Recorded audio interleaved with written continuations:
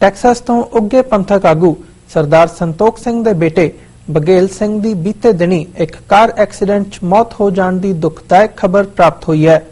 ਇਸ ਨਾਲ ਸਿੱਖ ਪੰਥ ਦਰਦੀਆਂ ਅਤੇ ਖਾਸ ਤੌਰ ਤੇ ਬਘੇਲ ਸਿੰਘ ਦੇ ਪਰਿਵਾਰ ਨੂੰ ਗਹਿਰਾ ਸਦਮਾ ਪਹੁੰਚਿਆ। ਬਘੇਲ ਸਿੰਘ ਦਾ ਅੰਤਿਮ ਸੰਸਕਾਰ ਅਤੇ ਅੰਤਿਮ ਅਰਦਾਸ ਬੀਤੀ ਕੱਲ ਟੈਕਸਾਸ ਦੇ ਡੈਲਸ ਵਿਖੇ ਕੀਤੀ ਗਈ, ਜਿੱਥੇ ਵੱਡੀ ਗਿਣਤੀ ਵਿੱਚ ਪਹੁੰਚੇ ਪੰਥਕ ਆਗੂਆਂ ਵੱਲੋਂ ਬਘੇਲ ਸਿੰਘ ਦੀ ਯਾਦ ਵਿੱਚ ਉਹਨਾਂ ਨੂੰ ਸ਼ਰਧਾ ਦੇ ਫੁੱਲ ਭੇਟ ਕੀਤੇ ਗਏ। ਪਹੁੰਚੇ ਸਿੱਖ ਆਗੂਆਂ ਵਿੱਚ ਖਾਲਿਸਤਾਨ ਅਫੇਅਰ ਸੈਂਟਰ ਦੇ ਸੰਚਾਲਕ ਡਾਕਟਰ ਅਮਰਜੀਤ ਸਿੰਘ, ਪਵਨ ਸਿੰਘ, ਯੂਨਾਈਟਿਡ ਸਿੱਖਸ ਦੇ ਡਾਇਰੈਕਟਰ ਗੁਰਵਿੰਦਰਜੀਤ ਸਿੰਘ, ਅਕਾਲੀ ਦਲ ਅੰਮ੍ਰਿਤਸਰ ਤੋਂ ਰੇਸ਼ਮ ਸਿੰਘ ਅਤੇ ਕੈਨੇਡਾ ਤੋਂ ਸੁਖਮਿੰਦਰ ਸਿੰਘ ਹੰਸਰਾ ਸਮੇਤ ਹੋਰ ਪੰਥਕ ਆਗੂ ਸ਼ਾਮਲ ਸਨ। ਅਕਾਲੀ ਦਲ ਅੰਮ੍ਰਿਤਸਰ ਦੇ ਪ੍ਰਧਾਨ ਸਿਮਰਨਜੀਤ ਸਿੰਘ ਮਾਨ ਵੱਲੋਂ ਪ੍ਰੈਸ ਲਈ ਇੱਕ ਬਿਆਨ ਜਾਰੀ ਕਰਕੇ ਬਘੇਲ ਸਿੰਘ ਦੇ ਅਕਾਲ ਚਲਾਣੇ ਤੇ ਦੁੱਖ ਪ੍ਰਗਟਾਉਂਦਿਆਂ ਉਹਨਾਂ ਦੀ ਸੋਚ ਨੂੰ ਸਿਜਦਾ ਕੀਤਾ ਗਿਆ। ਬਘੇਲ ਸਿੰਘ ਦੇ ਜੀਵਨ ਅਤੇ ਉਹਨਾਂ ਦੀਆਂ ਕਮਿਊਨਿਟੀ ਸਰਵਿਸਿਜ਼ ਬਾਰੇ ਜਾਣਕਾਰੀ ਦੇਣ ਲਈ ਸਾਡੇ ਨਾਲ ਯੂਨਾਈਟਿਡ ਸਿੱਖਸ ਦੇ director Gurwinderjit Singh ji phone line ਤੇ ਜੁੜ ਚੁੱਕੇ ਨੇ, ਜੋ ਉਹਨਾਂ ਦੀ ਅੰਤਿਮ ਅਰਦਾਸ ਵਿੱਚ ਵੀ ਸ਼ਾਮਲ ਸਨ। ਆਓ ਉਹਨਾਂ ਨਾਲ ਗੱਲ ਕਰਦੇ ਹਾਂ। ਹਾਂਜੀ ਗੁਰਵਿੰਦਰਜੀਤ ਸਿੰਘ ਜੀ, ਵਾਹਿਗੁਰੂ ਜੀ ਕਾ ਖਾਲਸਾ, ਵਾਹਿਗੁਰੂ ਜੀ ਕੀ ਫਤਿਹ। ਹਾਂਜੀ, ਵਾਹਿਗੁਰੂ ਜੀ ਕਾ ਖਾਲਸਾ, ਵਾਹਿਗੁਰੂ ਜੀ ਕੀ ਫਤਿਹ ਜੀ। ਗੁਰਵਿੰਦਰਜੀਤ ਸਿੰਘ ਜੀ, ਸਾਡੇ ਦਰਸ਼ਕਾਂ ਨੂੰ ਬਘੇਲ ਸਿੰਘ ਦੇ ਜੀਵਨ ਅਤੇ ਉਹਨਾਂ ਦੀਆਂ ਪੰਥਕ ਗਤੀਵਿਧੀਆਂ ਬਾਰੇ ਦੱਸੋ। ਮਤਲਬ ਯੂਥ ਨਾਲ ਉਹਨਾਂ ਦੀ ਇਨਵੋਲਵਮੈਂਟ ਅਤੇ ਖਾਸ ਕਰਕੇ ਯੂਨਾਈਟਿਡ ਸਿੱਖਸ ਨਾਲ ਕਿਸ ਤਰ੍ਹਾਂ ਦੀ ਇਨਵੋਲਵਮੈਂਟ ਸੀ?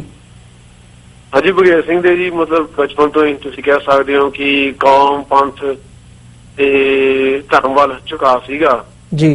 ਤੇ ਬੜੇ ਹੁਨਰ ਤੇ ਬੜਾ ਹੋਣਹਾਰ ਜੋ ਨੌਜਵਾਨ ਜੋ ਹਮੇਸ਼ਾ ਯੋਗਦਾਨ ਪਾਉਂਦਾ ਰਿਹਾ, ਜਿਹੜਾ ਮਰਜ਼ੀ ਉਪਰਾਲਾ ਹੋਵੇ, ਭਾਵੇਂ ਉਹ ਹੋਮਲੈਸ ਫੀਡਿੰਗਸ ਹੋਣ, ਭਾਵੇਂ ਉਹ ਆਪਣੇ ਰਿਟਾਇਰਮੈਂਟ ਸੈਂਟਰ ਵਿੱਚ ਆ ਕੇ ਬਜ਼ੁਰਗਾਂ ਨਾਲ ਗੱਲਬਾਤ ਕਰਨੀ, ਉਹਨਾਂ ਨੂੰ ਖਿਲਾਉਣਾ, ਉਹਨਾਂ ਦੇ ਜਿਹੜੇ ਹੈਗੇ ਨੇ ਦੁੱਖ ਵੰਡਾਉਣੇ ਜੀ, ਜਾਂ ਉਹ ਆਪਣੇ ਡੈਮੋਨਸਟ੍ਰੇਸ਼ਨ ਵਿੱਚ ਜਾਂ ਪ੍ਰਦਰਸ਼ਨ ਹੋਣ ਜਾਂ ਨਗਰ ਕੀਰਤਨ ਹੋਣ, ਉਹਨਾਂ ਦੇ ਵਿੱਚ ਮੂਹਰੇ ਹੋ ਕੇ ਸੇਵਾਵਾਂ ਨਿਭਾਉਣੀਆਂ ਜੀ।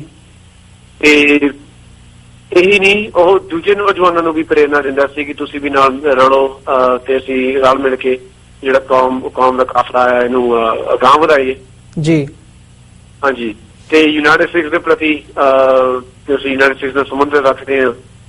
ਹਮੇਸ਼ਾ ਇਹਨੇ ਜੇ ਕੋਈ ਫੰਡ ਰੇਜ਼ਰ ਹੋਇਆ, ਚਾਹੇ ਨੇਪਾਲ ਜੋ ਭੂਚਾਲ ਆਇਆ, ਜਾਂ ਹੇਟੀ ਵਿੱਚ ਜੋ ਤੂਫਾਨ ਆਇਆ ਸੀਗਾ, ਚਾਹੇ ਜਾਂ ਪੰਜਾਬ ਵਿੱਚ ਆਪਣੇ ਹੜ੍ਹ ਆਏ ਨੇ, ਜਾਂ ਪੰਜਾਬ ਦੇ ਜਿਹੜੇ ਕਿਸਾਨ ਨੇ ਜੋ ਖੁਦਕੁਸ਼ੀ ਕਰ ਰਹੇ ਨੇ ਦਿਨ ਬ ਦਿਨ, ਤੇ ਉਹਨਾਂ ਦੀ ਵਿਧਵਾਵਾਂ ਦੀ ਸੇਵਾਵਾਂ ਵਿੱਚ ਯੋਗਦਾਨ ਪਾਉਣਾ ਹੋਵੇ, ਹਮੇਸ਼ਾ ਇਹਨਾਂ ਨੇ ਸਾਡੇ ਨਾਲ ਫੰਡ ਰੇਜ਼ਿੰਗ ਵਿੱਚ ਵੱਧ ਚੜ ਕੇ ਹਿੱਸਾ ਲਿਆ। ਗੁਰਦੁਆਰਿਆਂ ਵਿੱਚ ਜਾ ਕੇ ਨੌਜਵਾਨਾਂ ਨੂੰ ਪ੍ਰੇਰਨਾ ਕਰਨੀ, ਪਰਿਵਾਰਾਂ ਨੂੰ ਪ੍ਰੇਰਨਾ ਕਰਨੀ, ਤੇ ਖੁਦ ਵੀ ਆਪਣੇ ਹੱਥੋਂ ਵੀ ਸੇਵਾ ਕਰਨੀ। ਤੇ ਕੈਂਪ ਵਿੱਚ ਵੀ ਜਾ ਕੇ ਮੈਂ ਦੇਖ ਰਿਹਾ ਹਾਂ ਕਿ ਕੈਂਪ ਸ਼ੁਰੂਆਤ ਵਿੱਚ ਇੱਕ ਕੈਂਪਰ ਦੇ ਰੂਪ ਵਿੱਚ, ਫਿਰ ਇੱਕ ਵਾਲੰਟੀਅਰ ਦੇ ਰੂਪ ਵਿੱਚ, ਫਿਰ ਇੱਕ ਕੈਂਪ ਆਰਗੇਨਾਈਜ਼ਰ ਦੇ ਰੂਪ ਵਿੱਚ ਵੀ ਉੱਭਰੇ ਜੀ ਯੂਨਾਈਟਿਡ ਸਿੱਖਸ ਦੇ ਨਾਲ। ਸੋ ਅਸੀਂ ਬੜੇ ਦੁਖਦਾਈ ਹਿਰਦੇ ਨਾਲ ਕਹਿ ਰਹੇ ਹਾਂ ਕਿ ਜੋ ਇਹ ਗੁਜ਼ਰੇ ਨੇ ਤੇ ਬੜਾ ਸਦਮਾ ਪਹੁੰਚਿਆ ਕੌਮ ਨੂੰ। ਸਗੋਂ ਜਦ ਇਹਨਾਂ ਦੀ ਫਿਊਨਰਲ ਵੇਲੇ ਵੀ, ਅੰਤਿਮ ਅਰਦਾਸ ਵੇਲੇ ਵੀ ਤੁਸੀਂ ਕਹਿ ਸਕਦੇ ਹੋ ਕਿ ਇੱਕ ਪੰਥ ਦਾ ਇਕੱਠ ਹੋਇਆ ਸੀਗਾ, ਜੋ ਅਸੀਂ ਪਹਿਲੀ ਵਾਰ ਦੇਖਿਆ ਡੈਲਸ ਦੇ ਵਿੱਚ, ਕਿ ਫਿਊਨਰਲ ਹੋਮ ਵਿੱਚ ਖੜਨ ਦੀ ਗੱਲ ਛੱਡੋ, ਬੈਠਣ ਦੀ ਜਗ੍ਹਾ ਨਹੀਂ ਸੀਗੀ ਜੀ। ਲੋਕੀ ਥੱਲੇ ਵਿਚਾਲੇ ਬੈਠੇ ਸੀਗੇ, ਬਾਹਰੇ ਖੜੇ ਸੀਗੇ। ਸਾਨੂੰ 20-25 ਮਿੰਟ ਲੱਗ ਗਏ, ਅੱਧਾ ਘੰਟਾ ਲੱਗ ਗਿਆ ਸਿਰਫ ਵਿਊਇੰਗ ਕਰਵਾਉਂਦੇ। ਉਹ ਵੀ ਅਸੀਂ ਬੜੀ ਤੇਜ਼ੀ ਨਾਲ ਬੇਨਤੀ ਕਰ ਰਹੇ ਸੀਗੇ ਕਿ ਪਲੀਜ਼ ਤੇਜ਼ੀ ਨਾਲ ਕਰੋ, ਸਮਾਂ ਬਹੁਤ ਘੱਟ। ਅੱਧਾ ਘੰਟਾ ਲੱਗ ਗਿਆ ਜੀ ਸਿਰਫ ਵਿਊਇੰਗ ਵੇਲੇ।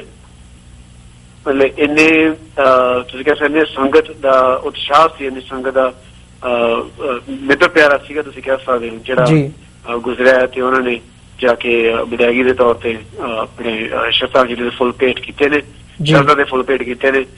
ਤੇ ਆਪਣੇ ਨਾਰਥ ਅਮਰੀਕਾ ਦੇ ਤੁਸੀਂ ਕਹਿ ਸਕਦੇ ਜਥੇਬੰਦੀਆਂ ਦੇ ਸਮੂਹ ਨੁਮਾਇੰਦੇ, ਆਪਣੇ ਗੁਰਦੁਆਰੇ ਸਾਹਿਬਾਂ ਦੇ ਤੁਸੀਂ ਕਹਿ ਸਕਦੇ ਪ੍ਰਧਾਨ, ਚਾਹੇ ਉਹ ਨਿਊਯਾਰਕ ਹੋਵੇ, ਚਾਹੇ ਨਿਊ ਜਰਸੀ ਹੋਵੇ, ਚਾਹੇ ਮਿਸ਼ੀਗਨ ਹੋਵੇ, ਚਾਹੇ ਆਪਣੇ ਵਾਸ਼ਿੰਗਟਨ ਹੋਵੇ, ਚਾਹੇ ਕੈਲੀਫੋਰਨੀਆ ਹੋਵੇ, ਕੈਨੇਡਾ ਤੋਂ ਵੀ ਨੁਮਾਇੰਦੇ ਆਏ ਸੀਗੇ।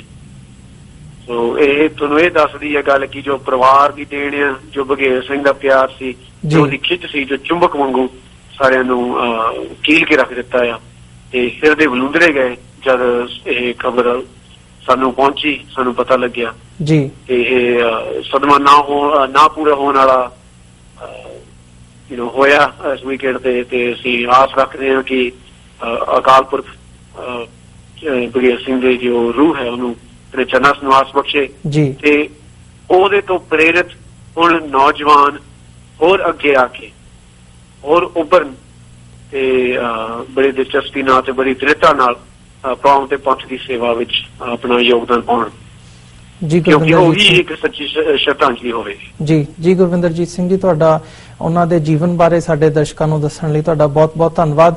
ਇਸੇ ਦੇ ਨਾਲ ਅਸੀਂ ਵਾਹਿਗੁਰੂ ਤੋਂ ਅਰਦਾਸ ਵੀ ਕਰਦੇ ਹਾਂ ਕਿ ਹਾਲਾਂਕਿ ਇਹ ਬਹੁਤ ਵੱਡਾ ਸਦਮਾ ਹੁੰਦਾ ਪਰਿਵਾਰ ਲਈ ਤੇ ਪਰਿਵਾਰ ਨੂੰ ਇਸ ਸਦਮੇ ਨਾਲ ਨਜਿੱਠਣ ਲਈ ਉਹ ਤਾਕਤ ਬਖਸ਼ਣ।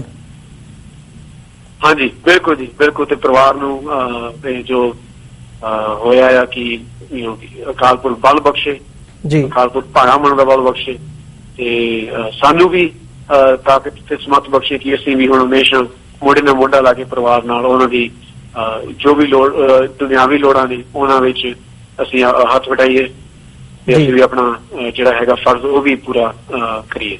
ਜੀ ਗੁਰਵਿੰਦਰਜੀਤ ਸਿੰਘ ਜੀ, ਤੁਹਾਡਾ ਬਹੁਤ-ਬਹੁਤ ਧੰਨਵਾਦ। ਵਾਹਿਗੁਰੂ ਜੀ ਕਾ ਖਾਲਸਾ, ਵਾਹਿਗੁਰੂ ਜੀ ਕੀ ਫਤਿਹ। ਅਤੇ ਅਸੀਂ ਤਹਿ ਦਿਲੋਂ ਧੰਨਵਾਦੀ ਹਾਂ ਜੀ TV 84 ਦੇ ਤੇ ਸਾਰੇ ਸਰੋਤਿਆਂ ਦੇ ਜਿਨ੍ਹਾਂ ਨੂੰ ਤੁਸੀਂ ਸਾਨੂੰ ਰੂਬਰੂ ਕੀਤਾ ਆ। ਤੇ ਵਾਹਿਗੁਰੂ ਜੀ ਕਾ ਖਾਲਸਾ, ਵਾਹਿਗੁਰੂ ਜੀ ਕੀ ਫਤਿਹ ਜੀ।